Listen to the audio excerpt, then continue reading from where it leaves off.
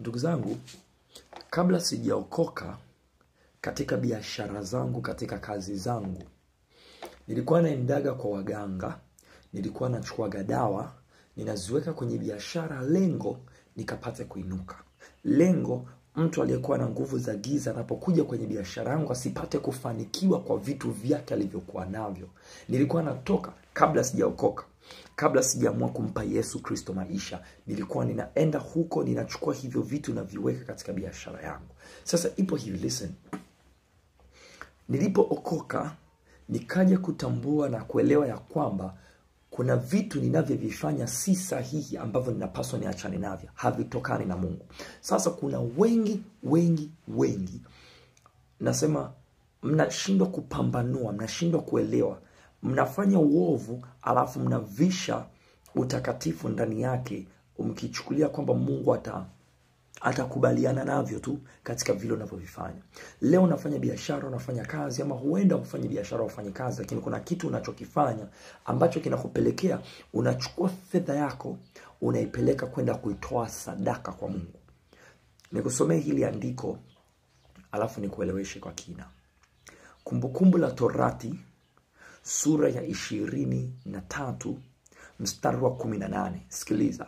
Kumbukumbu la Torati 23:18, Biblia inasema, usilete ujira wa kahaba wala mshahara wa mbwa katika nyumba ya Bwana Mungu wako kwa ajili ya nadhiri yoyote, kwani hayo ni machukizo kwa Bwana Mungu wako yote mawili.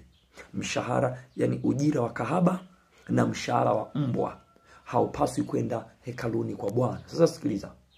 Usikute unanisikiliza muda huu unajiita ni Mkristo, unajiita mcha Mungu.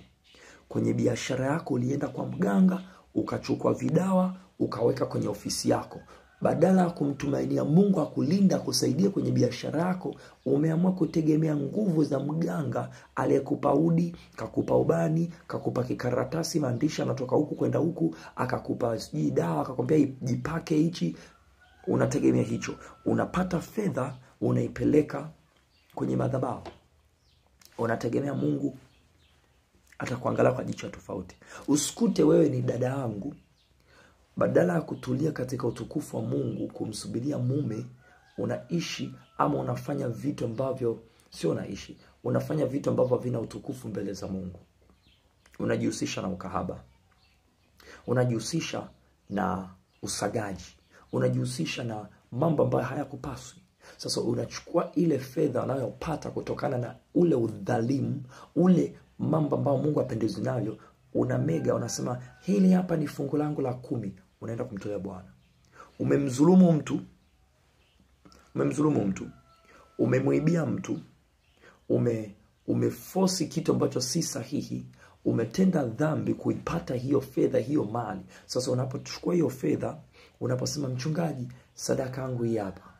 Unaposema mchungaji, fungu langu la 10 hili hapa. Unaposema ngoja ninunue viti vya kanisani, ngoja ninunue feni. Nataka nikwambie, huenda ulifanya hivyo kabla, ama ndo unafanyaga hivyo.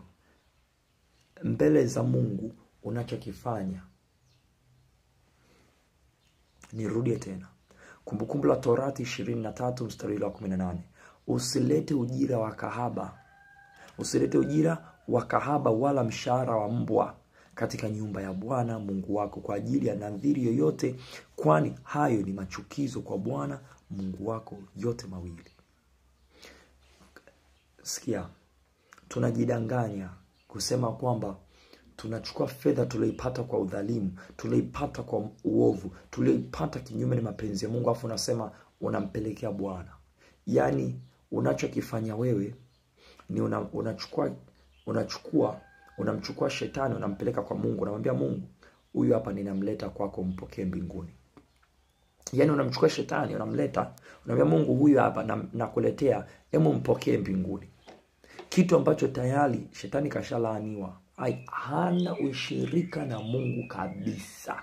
Hana ushirika na Mungu kabisa. Sasa wewe unapochukua ile fedha, wewe unapochukua ile mali, wewe unapochukua kile unachokipata kwa njia ya udhalimu, hiyo unatumia nguvu za giza, Iwe unadanganya, iwe umezulumu, iwe umeiba, iwe umeforce tu, umelazimisha, nakwambia umeingia kwenye ukahaba, umeingia kwenye umalaya, umejihusisha sijui na mashangazi huko akakupa hela eti ndio kamtolee Bwana.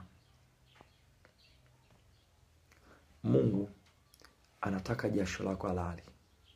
Mungu anataka jasho halali ndio liweze kupokelewa katika ufalme mbinguni. Huenda umetoa viti, umetengeneza kanisa, umejenga, umetoa kiwanja, umefanya hiki, lakini kama kile kitu kinatokana na kitu kilicho nje ya mapenzi ya Mungu, hakuna thawabu yoyote. Hakuna thawabu yoyote.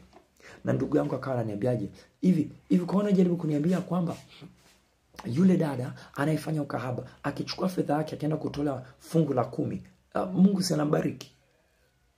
Hivi kweli kabisa? Unatumia nguvu za giza, unafanya vitu ambavyo Mungu hapendi, alafu unategemea kubarikiwa na Mungu, unategemea kupokea kutoka kwa Mungu. Ninakusihi katika Yesu Kristo, fanya marekebisho. Ni heri, sikiliza, ni heri usitoe kabisa. Chukua hiyo hela, nenda kale chipsi zako, nenda kale nyama choma, yani fanya mambo yako mengine. Unapoitoa kwa Mungu, sawa, unaona hichi kitu kimetendeka, lakini kwa kuwa fedha yako imetokana na udhalimu, imetokana na uovu, imetokana na kitu kisichompendeza Mungu, bro, sister, mama, baba, sadaka yako yote Mungu hakupokea chochote. Zaidi tu wewe unaona kwa damu ya macho na nyama, mchungaji kapokea, sijui fulani kapokea, umeweka kwenye kapu, sijui imeenda kuhesabiwa, imepigiwa hesabu katika kwenye budget ya kanisa kwamba tumepokea sadaka kiasi fulani, lakini mbele za Mungu aliye hai, muumba mbingu na nchi, ile sadaka haikupokelewa. Na kusihi katika upendo wa Mungu, tupo katika nyakati za mwisho za ujio wake Yesu. Mungu ameona ni majira kufanya marekebisho. Ulienda kudanga, ulienda kufanya sijui nini, yani chochote unachokiona hii fedha, hii mali imepatikana ndivyo sivyo. Sikia, fanya mambo yako. Yani wewe jihusishe na mambo yako, achana na Mungu. Kwenye hiyo fedha, kwenye hiyo mali, achana na Mungu, kwa sababu haupati chochote.